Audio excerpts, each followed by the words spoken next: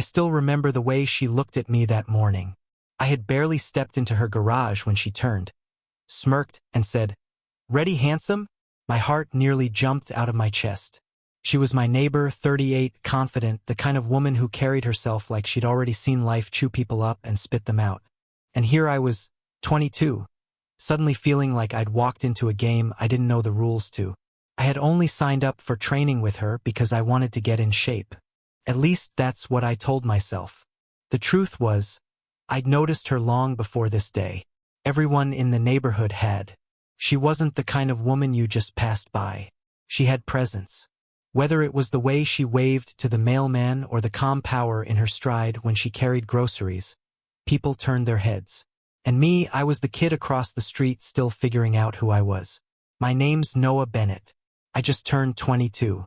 I was working part-time at a hardware store trying to save enough to go back to school. My dad called me a dreamer. Maybe I was. But when I saw the flyer she pinned up at the local coffee shop, personal training, private sessions, ask for Sophie Carter, I felt something pull at me. It wasn't just about exercise. It was about stepping into her world, even if only for an hour. That first session started with her teasing me, and I had no idea how to react. My face flushed, and she laughed softly, almost kindly, like she enjoyed seeing me stumble over myself. She wore a simple black tank top and leggings, but on her it looked like something from a magazine. I couldn't tell if she was testing me or just being herself. But I knew one thing. She wasn't ordinary. She began with stretches. "Loosen up, Noah Bennett. You're too stiff," she said, moving with effortless grace. I tried to copy her, but I wasn't nearly as flexible. At one point, I lost my balance and almost fell flat on the mat. She caught me with one hand, her grip firm, her eyes locked on mine. "Don't worry," she whispered. "I like people who don't give up." That moment stayed with me. It wasn't just the words. It was the way she said them, like she saw something in me I didn't see in myself. As the session went on, I realized this wasn't going to be like any gym I'd been to. She pushed me harder than I expected, but in a strange way, I wanted to keep going. Every time I thought about stopping, I'd catch her watching me, and it lit a fire under me. She wasn't cruel, but she had standards, and I wanted to rise to them. Halfway through, the garage door creaked open. Evelyn Stone, the older neighbor from 2 houses down, poked her head in. "Well, isn't this interesting?" she said, grinning like a cat that caught a mouse. Sophie Carter rolled her eyes and waved her off. "Not today, Mary." But I could feel my cheeks burning. Evelyn Stone lingered for a moment before finally leaving, muttering something about young men and their energy. When the door shut, Sophie Carter smirked at me. "She likes to watch. Ignore her." I nodded, though inside, I felt like the whole neighborhood was already whispering. By the time we finished, I was drenched in sweat, my arms shaking. She handed me a bottle of water and leaned against the wall. "Not bad," she said, her voice low, almost approving. "Most guys quit after 10 minutes. You lasted an hour." I wanted to say something clever, something that would make her see me as more than just the kid across the street. But all I managed was, "Thanks." She tilted her head, studying me, and for a second, the teasing expression softened. There was something in her eyes, something guarded, like she was testing how close she could let me. Then she snapped back to her usual self, tossing me a towel. "Same time tomorrow." I hesitated. I knew stepping back into this garage meant stepping deeper into her orbit. But the truth was, I wanted that. I wanted to know what made her smile like that, what shadows hid behind her confidence. So I said yes. And walking home that day, my body sore and my mind racing, I realized this was no ordinary training. This was the start of something I couldn't yet name, but I knew it would change everything. The next morning, I showed up again. Part of me expected she'd forgotten. Or maybe she hadn't meant it when she said, "Same time tomorrow." But when I stepped into her garage, there she was waiting. This time, she didn't call me handsome. She just gave me a small nod, almost like she was checking if I'd really come back. Her sessions were brutal. Push-ups, squats, sprints in place. My muscles screamed, but I didn't want to quit. She never shouted or humiliated me. Instead, She pushed with this quiet confidence, as if she already knew I could go further than I believed. And every time I managed another rep, she smiled in that subtle way that made me want to keep going. Between sets, she opened up a little. She told me she used to compete in track and field when she was younger. She had medals somewhere, maybe in the attic, but she didn't sound proud when she mentioned them. Almost the opposite, like success had left a bitter taste. She spoke about discipline, about how winning isn't everything, about how sometimes victory just means losing people along the way. I didn't know what to say. She wasn't just a trainer. She carried a story inside her. By the third session, I started to notice little details. The framed photo on her workbench of a younger man smiling with his arm around her. The way her voice dropped whenever she caught sight of it. She didn't explain and I didn't ask, but one day she caught me glancing at it and said quietly, "That was my husband. He died in a car accident a long time ago." The way she said it so flat, like she had practiced saying it 100 times, hit me harder than the weights. I froze, unsure if I should apologize or change the subject. She waved it off as if it was no big deal, but I could see it was. And suddenly, I understood something. Her strength wasn't just physical. It was survival. Outside of the garage, life in the neighborhood didn't stay quiet. Evelyn Stone had apparently decided my daily visits were worth discussing. One afternoon, I overheard her talking to another neighbor. "He's in there every day now. That boy's not training. He's chasing trouble." I pretended not to hear, but the words clung to me. Things escalated when I met him, Caleb Reed. He showed up at the end of a session, pulling into her driveway in a dented pickup truck. He was a few years older than me, maybe 25, tall and broad, with a look that carried trouble. His eyes landed on me first, then on Sophie Carter, and back to me again. He smirked, but it wasn't friendly. Well, he said, leaning on the hood of his truck. "Didn't know you'd started training kids, Sophie." My face burned. Sophie Carter shot him a sharp look. "Not today, Caleb Reed." But he wasn't done. He walked closer, his boots crunching on the gravel. "Careful, sweetheart," he said to me, his tone dripping with mockery. "She's got a way of pulling you in, making you think you matter. But when she's done, you'll be nothing but another story." I clenched my fists, though I wasn't sure what I'd do if it came to a fight. Sophie Carter stepped between us, her voice calm, but firm. "Leave." For a moment, it looked like he might push back, but then he chuckled, shaking his head. "Suit yourself. But don't say I didn't warn you, kid." He turned and walked off, but not before giving me a look that promised trouble. When he drove away, I exhaled, realizing I'd been holding my breath the whole time. Sophie Carter didn't say anything at first. She just stared at the ground, arms folded. Finally, she muttered, "Ignore him. He's bitter. We had something once, but it's over." I wanted to ask more, but I held back. It wasn't my place. Not yet. Still his words echoed in my head.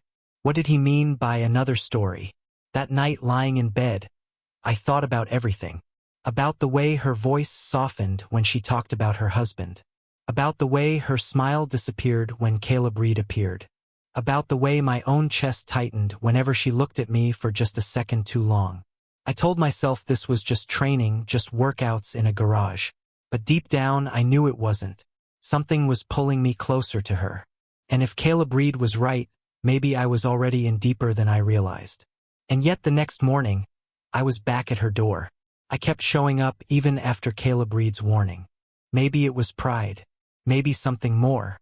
But every day, I found myself standing in front of her garage, ready to be pushed until my muscles burned. Sophie Carter never asked why I kept coming back. She just smirked, handed me a towel and said, "Warm up." Still, things weren't the same after that confrontation.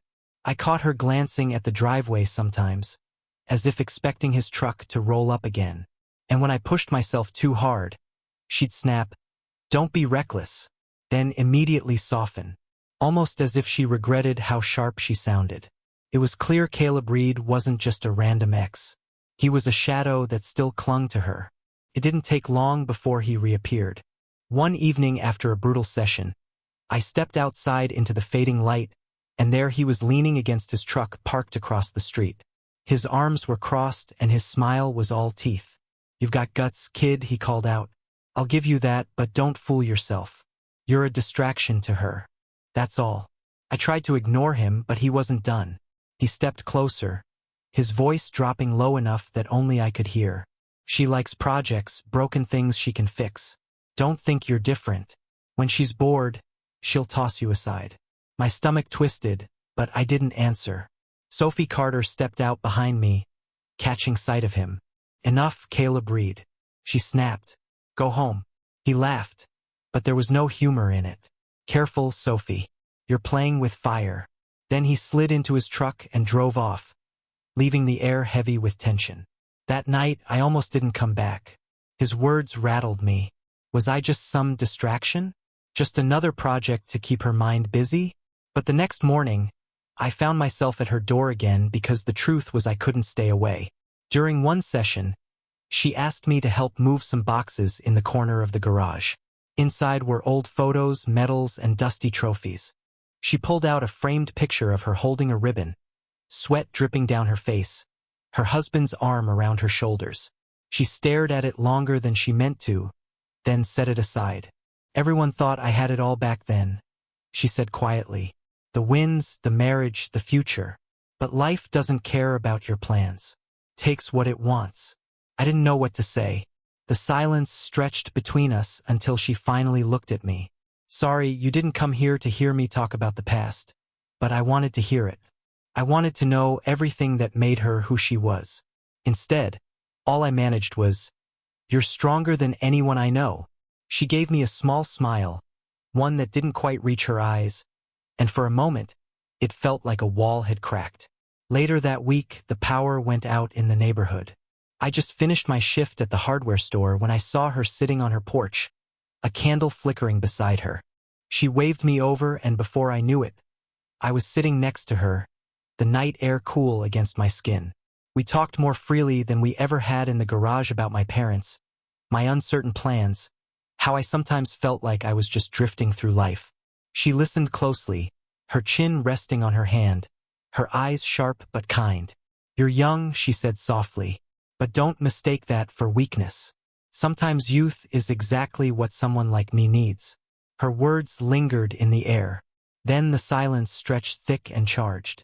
She reached out and brushed a piece of lint from my shoulder, her fingers lingering a second too long. My chest tightened, and for a heartbeat, the world felt unbearably still. But just as quickly, she pulled back, her expression guarded again. "It's late," she murmured, standing. "You should go." I walked home with my pulse racing. Her touch burned into my skin. For the first time, it wasn't just training or curiosity. Something deeper was pulling us together. And I knew, no matter how many warnings Caleb Reed threw my way, I was already in too far to turn back. The night everything shifted didn't start out dramatic. It was quiet, almost too quiet. A storm had passed earlier, leaving the streets damp and the air heavy with the smell of rain. I was sitting on my porch when I noticed the light in her window flicker. A moment later, she stepped outside, her hair tied back, a sweater pulled over her shoulders. She saw me, hesitated, then called out softly, "Noah Bennett, come over." I crossed the street before I could second-guess myself. She led me inside, and for the first time I noticed how different her house felt compared to mine. Warm but lonely family photos still hung on the walls, though the smiles in them belonged to a life long gone. She poured us each a glass of wine, and we sat in her living room, the only light coming from a lamp in the corner. For a while we talked about ordinary things, the storm, the neighbors, my lousy job. But the more she listened, the more her expression softened until finally she said, "You don't realize it, do you? How different you are." I frowned. "Different how?" "You don't just exist. You feel everything. Most people shut themselves off. You don't." Her words hit me harder than I expected. I didn't know how to respond, so I just sat there holding her gaze. She looked away first, her eyes settling on a photo on the mantel. Her and her husband smiling younger, untouched by tragedy. "You remind me what it was like to hope," she whispered. I thought I had buried that part of myself with him. But you, she trailed off, shaking her head as if angry at herself for saying too much. I set my glass down, heart pounding. Sophie Carter. Before I could finish, she reached out and touched my hand. It was nothing more than that, just her fingers resting lightly on mine, but it felt like the ground shifted beneath me. I'm scared, she admitted, her voice barely audible. I've learned how to live without love. It's easier, safer. But you make me forget all the reasons I built those walls. I squeezed her hand, and for once I didn't feel like a kid. I felt steady, certain. I'm not going anywhere, I told her. I'm not just a distraction. I want to be here. The silence after that was thick, electric. She searched my face as if trying to decide whether to believe me. Then slowly she leaned closer, not enough to cross the line, but enough that I could feel her breath. See the conflict in her eyes. That was when the knock came. Sharp, demanding. Both of us froze. Through the glass panel of the front door I saw him, Caleb Reed. He stood there like he owned the place, fists shoved in his pockets, a sneer already forming on his lips. Sophie Carter pulled her hand away and stood.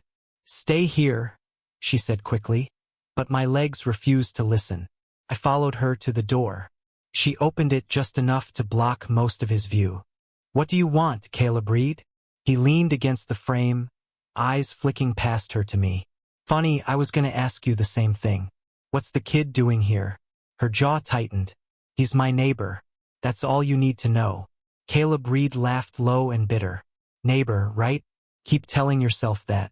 His gaze locked on me, sharp and accusing. You think you're special? You're not. You're just filling a space until she gets bored.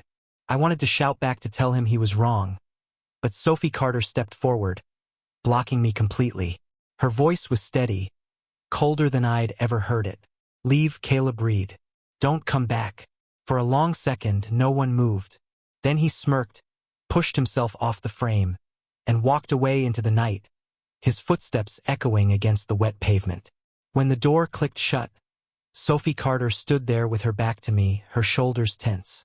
I wanted to reach for her to say something, but the words stuck in my throat. Finally, she turned, her eyes glistening, though no tears fell. He doesn't matter, she said softly. What matters is whether you're strong enough to stay. And in that moment, I realized this wasn't just about training anymore. It wasn't even about attraction.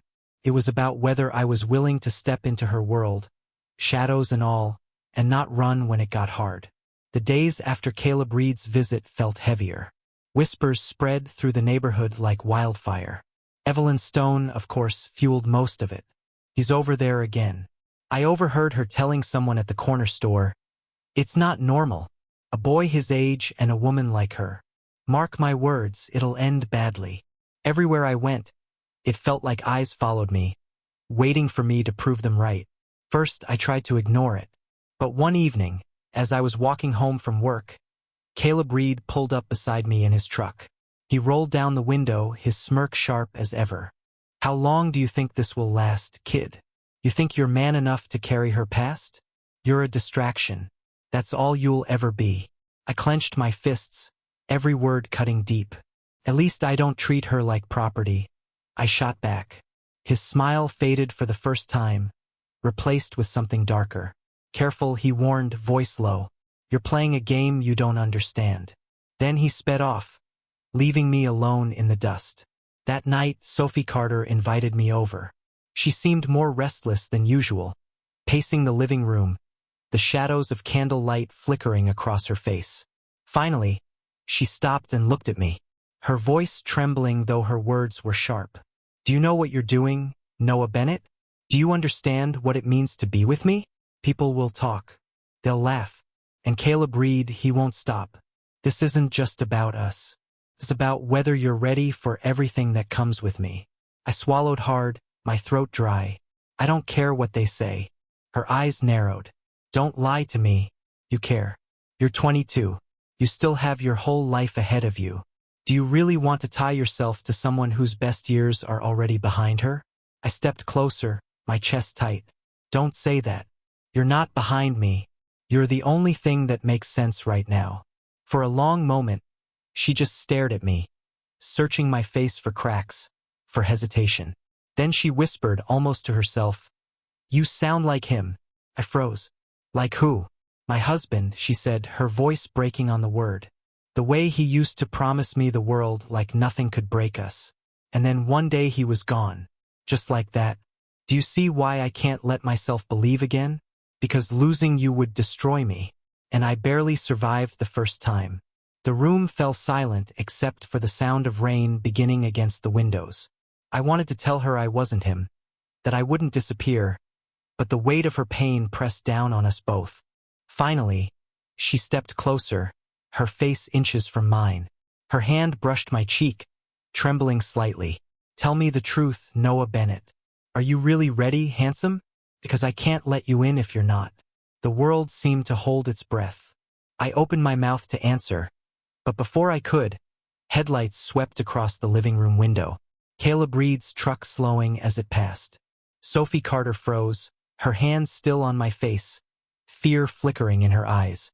I turned toward the window, fists clenched, every instinct telling me to run outside, to end this once and for all. But then I looked back at her. She was waiting, her questions still hanging in the air between us. "Are you really ready, handsome?" she whispered again, barely audible over the rain.